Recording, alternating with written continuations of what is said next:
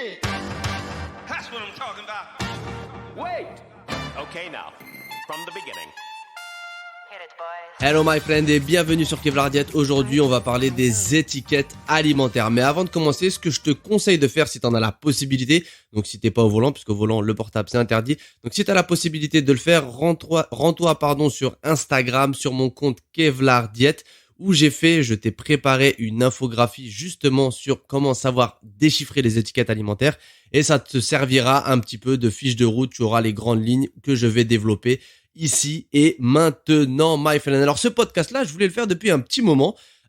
J'étais en train de réfléchir à comment le proposer. Il y avait d'autres personnes qui me disaient mais t'es fou, quelque chose comme ça, savoir déchiffrer les étiquettes, faut le faire payer, faut que c'est une valeur de ouf. J'ai dit non, my friend, ça il faut le partager au plus grand nombre. Donc si toi tu écoutes ce podcast-là, c'est que tu fais partie des personnes qui sont, on va pas dire motivées, parce que si tu as écouté le podcast précédent, disciplinées, parce qu'il y a pas beaucoup de personnes qui écoutent des podcasts, malheureusement, alors que c'est un contenu de ouf, c'est gratuit, c'est facile. Tu fais le ménage, tu mets un podcast, tu vas aux salles de sport, tu mets un podcast, tu vas au travail en voiture, tu mets le podcast, tu vas au travail en métro, tu mets le podcast, tu sors le chien, tu mets le podcast. Bref, c'est top. Donc du coup, on va commencer par le commencement. Je vais t'énoncer la petite listing, donc le petit chapitre de ce podcast-là. Par quoi est-ce qu'on va commencer? Le but du jeu, comment est-ce qu'il faut faire? Quelle est la vision qu'il faut adopter lorsque l'on achète quelque chose? Et puis après, on se terminera par une petite conclusion comme d'habitude. Et ce podcast-là sera divisé en deux parties. La première partie, ce sera un petit peu plus sur tout ce qui est ingrédients et décryptage on va dire, des titres, des mentions, de ce qui peut être marqué sur l'étiquette alimentaire. Et la deuxième partie qui sera dans le podcast suivant, donc dans l'épisode suivant, ce sera vraiment 100% valeur nutritionnelle. Pourquoi? Parce que si je vais t'assommer d'informations ici, c'est pas le but. C'est pas le but parce que tu vas pas retenir, tu vas l'écouter une fois et puis après, tu vas l'oublier. Donc le but du jeu, c'est que toi, tu retiennes un maximum d'informations sur ça, que tu puisses mettre le plus facilement possible en application ce que moi je vais partager avec toi. Donc dans cette première partie-là, ce sera vraiment tout ce qui est l'aspect qualitatif et aussi l'aspect, j'ai envie de dire, littéraire, si on peut dire ça comme ça, si on peut appeler ça comme ça. Et dans le deuxième épisode, qui sortira juste après, ce sera vraiment l'analyse des valeurs nutritionnelles. Et pour cela aussi, tu as besoin d'un petit peu de connaissances, mais tu vas sur le blog, tu regardes qu'est-ce que c'est des protéines, des lipides, c'est très simple. Bref, c'est vraiment à ta portée. Et puis en plus de cela, on fera un petit résumé avant de débuter. Always quality, my friend. Donc on va commencer. Donc je vais t'énoncer les petits chapitres, grand 1, grand 2, grand 3, tu connais. Et puis comme ça, tu pourras suivre bout à bout ce podcast, my friend. Alors, avant de débuter, le but de ce podcast-là, c'est que toi, tu saches choisir un aliment qui te convienne parfaitement. C'est-à-dire, au meilleur prix d'ailleurs. C'est-à-dire, peu importe l'aliment, hein. Vraiment, quand je dis peu importe l'aliment, ça veut dire si toi, tu veux acheter une boisson sucrée, ok, tu sais que tu achètes une boisson sucrée. Par contre, si tu souhaites acheter une infusion ou un thé, il faut que dedans tu retrouves un maximum, je sais pas, de menthe. Il faut que tu retrouves un maximum de citron. Il faut que tu retrouves un maximum de framboise et pas seulement des extraits au goût de framboise, au goût de menthe. Et puis qu'après dans les ingrédients, le premier ingrédient qui vienne après l'eau, ça soit du sucre. Ça on n'en veut pas. Nous ce qu'on veut, c'est que ça soit marqué eau, menthe, point à la ligne. C'est tout. Donc le but du jeu c'est vraiment ça. Et puis surtout au meilleur prix. Donc la première chose déjà à regarder lorsque tu souhaites acheter quelque chose, c'est ce que l'on appelle la dénomination du produit. Si tu as une petite note, un crayon, un papier, l'application Apple, ce que tu veux, tu peux le noter. Donc la première chose qu'il faut regarder, c'est la dénomination du produit. Pourquoi? Parce que je vais te dire une chose. Tu vas acheter du pain. Donc tu vas acheter du pain et tu vas acheter du pain au seigle. Et c'est différent si tu achètes du pain au seigle que si tu achetais du pain de seigle. Pourquoi? Parce que du pain de seigle, l'ingrédient principal, ça va être le seigle. Le pain au seigle, ça veut dire que c'est du pain dans lequel on a rajouté du seigle. Et du coup, le seigle, tu vas l'avoir en très petite quantité. Pareil, si tu achètes, je dis des bêtises, des miettes de saumon. Ok, d'accord? Des miettes de saumon, tu sais que tu vas retrouver que du saumon dedans. Par contre, tu vas retrouver des miettes au saumon. Et ce que tu vas retrouver là-dedans, tu vas peut-être retrouver du surimi, plein de cochonneries, et tu vas retrouver un petit pourcentage de saumon. Et puis ils vont dire oui, il y a du saumon dedans, donc c'est au saumon. C'est comme si tu dis des pâtes au saumon, l'ingrédient principal c'est des pâtes. c'est pas le saumon. Tu rajoutes un tout petit peu de saumon. Bah là, c'est la même chose. Si tu dis pâtes au saumon, tu sais que c'est des pâtes qu'on va rajouter et dessus, on va rajouter du saumon. Si tu dis pâtes de saumon, tu te diras, c'est un peu bizarre. C'est genre quoi, 100% saumon, des pâtes, tu vois, c'est bizarre. Bah là, c'est exactement la même chose. Il ne faut pas que tu te fasses avoir par la dénomination du produit et ils sont très, très, très, très, très, très forts. Les exemples, ils ne manquent pas. Les exemples, par exemple, ça va être un yaourt. Voilà, très bien. Tu achètes un yaourt. Un yaourt, qu'est-ce que c'est normalement? C'est fait avec du lait. Il faut qu'il y ait une certaine quantité de calcium dedans. Il faut qu'il y ait des bactéries, parce que dans le yaourt, il y a des bactéries pour justement le système digestif, parce qu'il y a un très très très bon impact dessus de manière qualitative. T'as mal au ventre, tu peux être constipé ou un peu de diarrhée, etc. C'est très bien. Et bah si tu regardes la majorité, et on va citer des marques. C'est parti, on cite des marques. Si tu prends par exemple Perle de lait, ce n'est pas un yaourt. Non, non, non, non, non, non, non. Tu vas retourner, tu vas regarder, ça va être marqué spécialité laitière. Tu vas prendre du fromage fondu en tostinette ou je ne sais quoi. Ça va pas être marqué fromage parce que pour que ça soit appelé du fromage, il faut qu'il y ait une certaine quantité de protéines, il faut qu'il y ait une certaine quantité de calcium. Et bah ça va pas être marqué fromage. Qu'est-ce que ça va être marqué? Ça va être marqué spécialité fromagère. Pareil pour la viande. Tu crois acheter des steaks hachés pur bœuf? Eh ben non, en fait, c'est pas des steaks hachés parce que le steak haché pur bœuf, c'est 100% bœuf.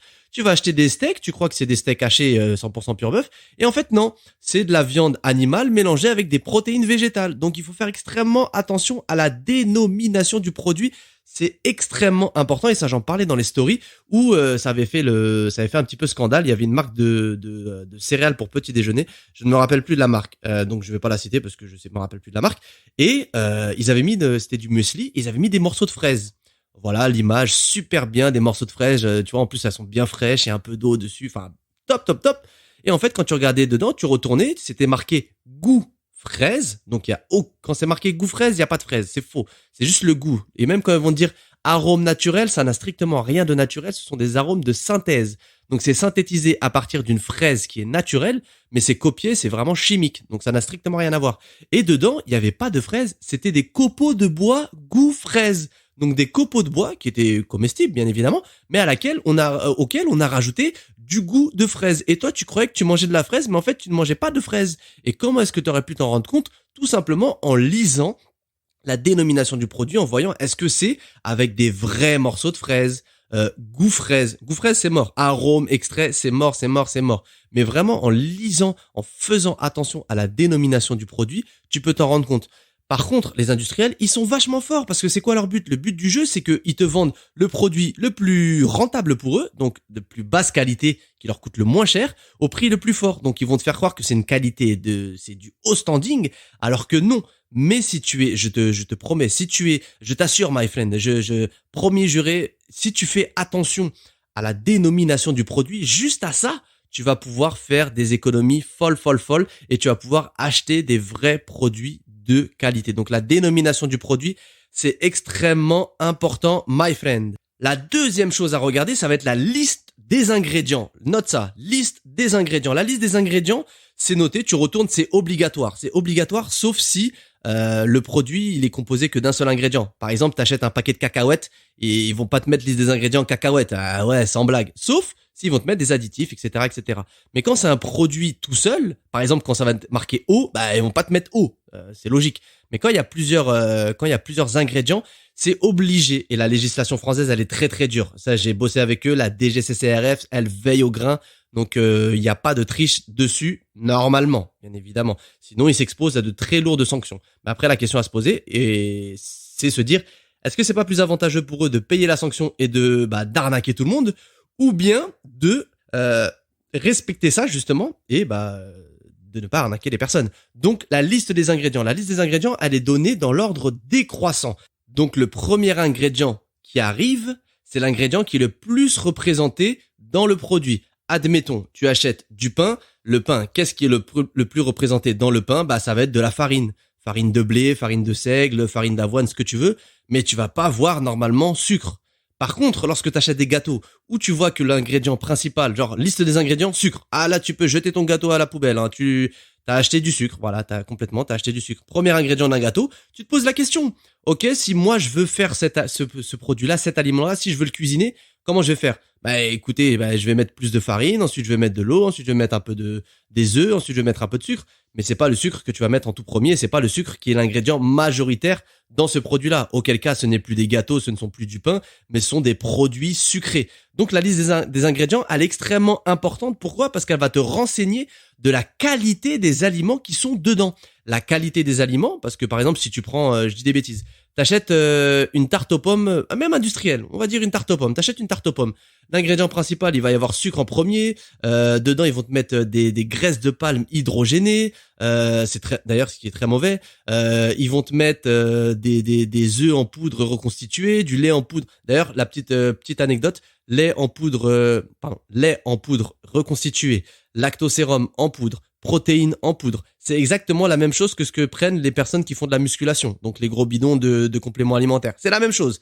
Tu les retrouves dans la majorité, dans 90%, si ce n'est 99% des gâteaux que tu achètes à tes enfants. Donc ce que tu achètes à tes enfants, c'est la même chose que ce que les gens costauds, ils consomment aussi. Donc il faut faire attention. Je dis pas que c'est mauvais, mais je te dis juste qu'il faut prendre conscience de ce que toi tu fais consommer à tes enfants. Petite parenthèse fermée. Donc sur la liste des ingrédients, ça va te renseigner sur la qualité. Je te donnais l'exemple de la tarte aux pommes avec graisse de palme hydrogénée, des œufs reconstitués, du lait en poudre pareil reconstitué. Tandis que si tu achètes une autre tarte aux pommes, exactement la même, hein, mais d'une autre marque, où là dedans ça va être marqué farine complète, ça va être marqué 100% pur beurre, ça va être marqué sans sucre ajouté, il va y avoir des vraies pommes, des vrais morceaux de pommes. Bah là tu peux te dire cette tarte aux pommes, même si ça a la même valeur énergétique, même si au niveau des protéines, lipides, glucides, c'est la même chose, et bah tu vas voir que la qualité des ingrédients, elle est meilleure, donc le produit que tu vas manger derrière sera de meilleure qualité.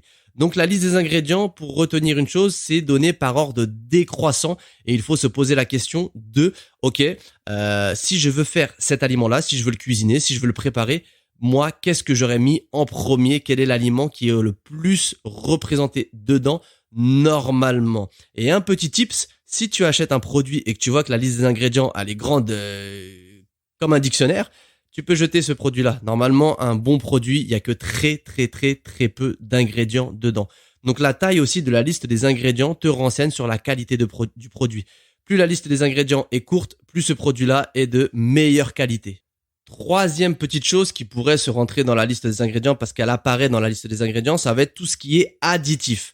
Alors les additifs, je t'ai fait un petit récap dans l'infographie parce que là que te dire les E100 à E180, ce sont des colorants, les E200 à E297, ce sont des on s'en fiche complètement. Donc je t'ai mis un petit récap, tu pourras regarder sur la petite infographie et puis ça pourra te renseigner sur ce que c'est ça et puis surtout s'il y a des personnes parce qu'il y a beaucoup de personnes qui nous écoutent qui mangent cachère, qui mangent halal, qui sont véganes ou qui sont juste végétariens. Il faut faire attention parce qu'il y a certains additifs, il y a certains quelque chose qui sont faits à partir d'origine animale, donc il faut être vigilant dessus. Mais je te mettrai le tableau dans l'infographie sur l'Instagram Kevlar Diet, donc on va pas s'adonner à un listing que nous de toute façon on oubliera complètement. Donc rendez-vous là sur l'Instagram Kevlar Diet pour avoir le petit listing.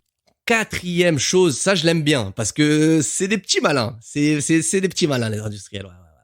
Ce sont vraiment des petits malins, donc c'est tout ce qui est allégation, les mentions. Par exemple, c'est allégé en sucre, allégé en matière grasse, c'est sans sucre ajouté, blablabla. Mais c'est aussi, moi j'aime beaucoup les allégations et les noms à dénomination protégée. Par exemple, c'est tout ce qui est AOP. Le fromage AOP, c'est appellation d'origine protégée. Par exemple, je sais pas, je dis des bêtises. Le comté de Basse-Normandie, je sais même pas s'ils font du comté en Basse-Normandie, mais c'est juste pour donner l'exemple. Donc ça veut dire que oui, il a été bien fait en Basse-Normandie, ça a été contrôlé, que ça a été fait dans cette zone géographique. Tu vas avoir aussi le label rouge. Le label rouge, ça respecte une charte. Normalement, c'est ce qu'il devrait respecter. Après, you know my friend, money rules the world, ça veut dire que il y a des personnes qui laissent des pots de vin pour que ça passe pas. C'est pour ça qu'il y a aussi des associations de consommateurs qui font un travail remarquable, notamment UFC Que Choisir ou 60 millions de consommateurs. D'ailleurs, je crois qu'ils sont montés, ils sont peut-être 61 millions de consommateurs. Ce sont des associations sérieuses où on n'est pas des pigeons aussi, ça c'est très bien. Et puis on va dire que moi avec mes petits bras, j'essaye aussi de faire bouger les choses. Mais en tout cas, dans ces appellations-là, que ça soit AOP, que ça soit label rouge, que ça soit le bio, etc., etc. Ce sont des choses qui garantissent vraiment. Donc, s'ils te disent que c'est l'agriculture biologique, alors oui, ça va respecter une charte qui veut que ça soit vraiment agriculture biologique, qui veut que ça soit du label rouge, qui veut que ça soit appellation d'origine protégée, etc., etc. Par contre, c'est pas parce que ça a ces labels-là que ça va pas te faire grossir. Hein. Ça, on se le dit tout de suite. Hein. Tu peux manger des donuts bio, tout ce que tu veux, des donuts vegan, ce que tu veux. Si t'en manges en trop grande quantité, tu vas grossir. D'ailleurs, si tu grossis ou que tu veux perdre du poids, 30 jours pour sécher, my friend, best-seller, n'hésite surtout pas. En plus, il y a une petite promo là qui est en train de se cacher quelque part. Si t'es un petit peu vif, tu pourras la trouver. Mais ne nous écartons pas du sujet. Donc, on parlait des allégations, donc les mentions sans sucre ajouté, sans matière grasse, les light. Petite précision. Il faut faire attention à cela. Pourquoi ? Parce que, comme j'avais dit dans ma story là aujourd'hui, donc aujourd'hui nous sommes vendredi, donc je l'ai fait vers les coups de 11h, il y a des produits dans lesquels on retrouve pas de sucre. Par exemple, le pain de mie, on retrouve pas de sucre dedans. Et ben ils vont te mettre en gros sans sucre ajouté. Non, sans blague, sans sucre ajouté. Ils vont te mettre, et d'ailleurs il y avait des influenceurs qui faisaient la pub de ça, des bonbons sans lactose. Mais depuis quand tu trouves du lait dans les bonbons ? On trouve pas de lait dans les bonbons, c'est normal qu'ils soient sans lactose. Et ils vont te mettre ça en avant et te dire parce que, attention, le lactose, ça peut créer des gènes intestinales. Du coup, ces bonbons-là ne me créent pas de gènes intestinales. J'ai le ventre qui ne gonfle. Mais ce sont des grosses bêtises. Donc attention à ne pas te faire avoir par ce genre de poudre aux yeux, sans sucre ajouté. Ok, d'accord, mais dans le pain de mie, il y a pas de sucre. T'achètes des pâtes sans sucre. Non, sans blague. Des pâtes, faut de l'eau et faut de la farine pour les faire. Tu prends d'autres sans lactose. Il y a pas de lait, il y a pas de traces de lait, c'est normal. Je sais pas, je dis des bêtises, des céréales véganes. Mais il y a pas de lait, il y a pas de traces animales dans des céréales. Tu vois ce que je veux dire ? Donc il ne faut pas que tu te fasses avoir. Je te parle un petit peu comme si on était toi et moi, tu vois, parce que c'est vrai que depuis le temps avec les podcasts, on est assez proches toi et moi, et puis je trouve que c'est la meilleure façon pour échanger avec toi. Comme ça, tu vois, tu sens la proximité, my friend. Du coup, ne te fais pas avoir avec ça. Bien souvent, quand il y a quelque chose qui est marqué en gros et qui veut te le mettre en avant, c'est souvent un coup marketing. Donc tu vas le voir et tu vas dire oh là là, c'est bien, regarde, c'est sans sucre, c'est sans ci, c'est sans ça. Mais derrière, tu vas te faire avoir. Par exemple, souvent, sur les produits light, par exemple, tu prends un yaourt, encore une fois, on va prendre perle de lait. Il y a des yaourts perle de lait, ils vont te dire, voilà, sans matière grasse, sans ci, sans ça. Et puis, il y a d'autres yaourts aussi, c'est même pas des yaourts, ce sont des spécialités laitières. Donc, il y a même d'autres marques qui vont te mettre 0% de matière grasse. Ok, mais tu regardes derrière, ils t'ont blindé en sucre.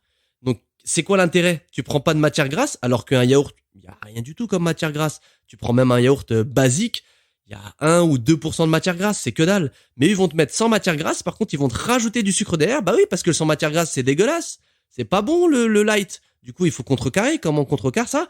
En rajoutant du sucre, my friend. Et pareil aussi pour un exemple, pour les personnes qui, eux, consomment les compléments alimentaires avec les barres hyper protéinées. Regarde toutes les barres hyper protéinées, ils vont te dire sans sucre, machin. C'est bourré de gras et de mauvais gras. Du coup, tu crois que tu manges une chose bonne, mais en fait, tu manges pas une chose bonne. Et en plus de ça, tu perds ton argent, tu jettes ton argent par la fenêtre. Et ce n'est pas good, my friend. Donc, attention aux allégations où ils vont te mettre en avant faible en calories. Parce que, excuse-moi, mais les thés où ils te mettent, ou les infusions faibles en calories, elles ont rien du tout de faible en calories parce que si tu prends un verre, ça te fait l'équivalent quasiment de 1 carré de sucre dans ton verre. Donc, j'appelle pas ça du faible en calories. Hein. Tu prends un café ou tu prends toi-même un thé, tu mets un café dedans. C'est la même chose. Donc, ne te fais pas avoir par les allégations ou les mentions que les industriels aiment bien te mettre en plein, tu sais, direct. Dès que tu vois le produit, c'est limite plus gros que la marque, c'est pas. Allez, les gens, on a compris, les gens, eux, ils font attention à ce qu'ils mangent, ils veulent de la qualité. Ok, allez, on va balancer sans lactose, vegan, sans gluten, sans machin. Mais ça veut strictement rien dire. Donc, attention à cela, attention à ne pas te faire avoir. Et le dernier point, c'est comment faire pour faire des économies. Donc ça, c'est un petit point bonus. C'est la première chose, compare toujours 2 produits au prix au kilo. Pourquoi ? Parce que bien souvent, les industriels, encore une fois, les industriels, oh là là, ils ont bon dos, ceux-là.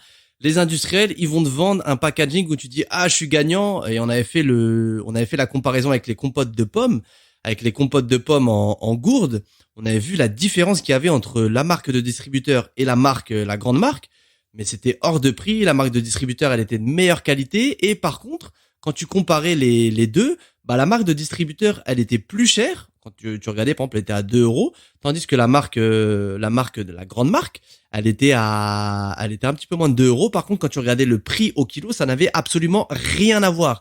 La grande marque était beaucoup plus chère que la marque du produit de distributeur. Donc, si tu veux faire des économies, compare toujours les prix au kilo. On compare toujours des pommes avec des pommes, des oranges avec des oranges. Donc là, c'est la même chose. Bien évidemment que si tu compares 100 grammes d'un produit à 300 grammes d'un produit, bah tu vas dire c'est les 300 grammes qui sont plus chers. Par contre, sur le prix au kilo, peut-être que celui qui a 100 grammes, c'est moins cher. Tu comprends? Donc c'est toujours le prix au kilo, toujours, my friend, les prix au kilo. Deuxième petit tips, bonus, my friend, avant qu'on se quitte, regarde et ne fais pas toujours confiance aux grandes marques. Les marques de distributeurs, en règle générale, après ça dépend faut pas tomber non plus dans l'excès, genre top budget, le pouce. Mais les marques de distributeurs comme Carrefour, Auchan, Casino, ils proposent des articles vraiment de très bonne qualité et souvent de meilleure qualité que les grandes marques. Donc ça, c'était un deuxième petit tips. Fais attention à bien lire les étiquettes. La dénomination du produit. Est-ce que la liste des ingrédients, elle est longue ou pas? Quel ingrédient vient en premier? Est-ce qu'il y a beaucoup de quelque chose? Est-ce qu'il y a des allégations ou pas? Est-ce qu'ils te mettent, ils essayent de te vendre un produit un peu de manière trop flagrante, genre trop en avant, alors que normalement ça devrait pas.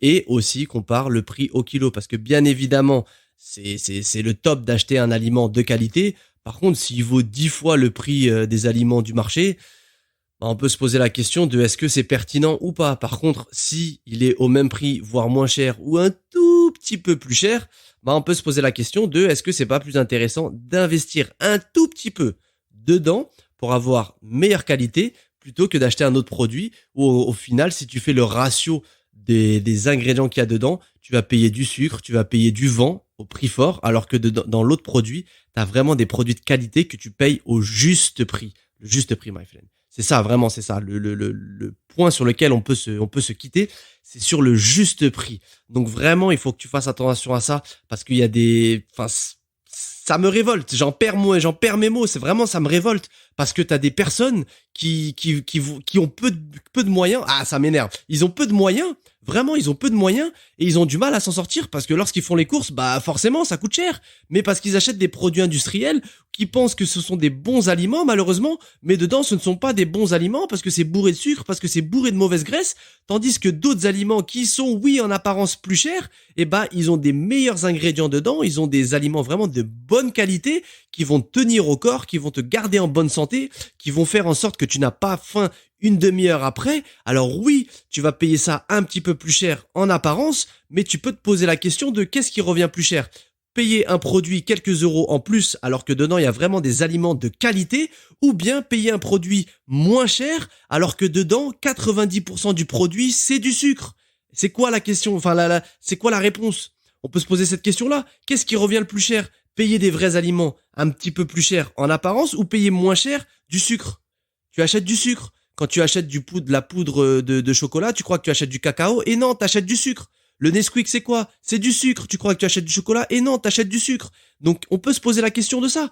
Qu'est-ce qui est le plus intéressant? Payer un petit peu plus cher pour avoir une meilleure qualité, ou bien se dire je paye moins cher, mais en fait tu payes pas moins cher, t'achètes juste du sucre très cher, ou t'achètes juste de la mauvaise graisse très chère. Donc voilà, my friend, on pourra se quitter là-dessus. Tu auras tout le résumé de cela, la petite fiche de route sur l'Instagram, Kevlar Diet. N'hésite pas à partager ça. C'est gratuit, partage ça avec quelqu'un avec qui tu veux partager ça, qui en profite. Parce que malheureusement, la lecture des étiquettes, c'est quelque chose qui est difficile alors que c'est la base des bases.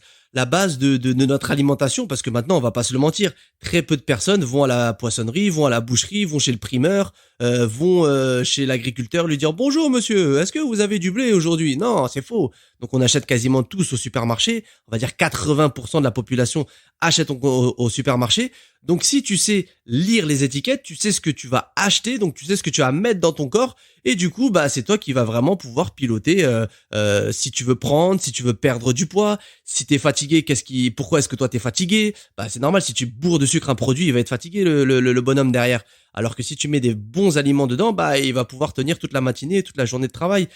Si t'es fatigué, si t'as des problèmes de santé, bref. En tout cas, c'est vraiment la base des bases, et c'est quelque chose que moi j'essaye de démocratiser un maximum. Et d'ailleurs, j'en avais parlé. Désolé, je fais un petit speech là. Après, je m'arrête, t'inquiète pas, je te promets. J'avais parlé de faire une petite sortie justement pour apprendre à faire ses courses. Mais c'est vraiment quelque chose qui est extrêmement important, et vraiment partage-le avec les personnes qui sont autour de toi, même si les personnes vont pas forcément écouter ce podcast-là jusqu'au bout. Au moins, elles savent que il y a ce podcast-là qui est disponible, il y a la fiche de route qui est disponible sur l'Instagram en infographie. En tout cas, my friend, n'hésite surtout pas en dessous de l'infographie à la commenter et à me dire ce que toi tu en as pensé, si tu as des questions aussi. Comme ça, on pourra y répondre un maximum, my friend. Et puis, je pense que semaine prochaine, on se fera un petit live pour faire un petit question-réponse, parce que j'aime beaucoup les questions-réponses et je sais que toi aussi tu aimes les questions-réponses. Donc, si tu as des questions ou autres, tu peux les poser dans les commentaires de l'infographie. On pourra se faire un petit live dessus. Et my friend, en tout cas, on se dit à très bientôt pour le 2e épisode de ce podcast-là, où on parlera de la valeur nutritionnelle. D'ici là, my friend, thank you.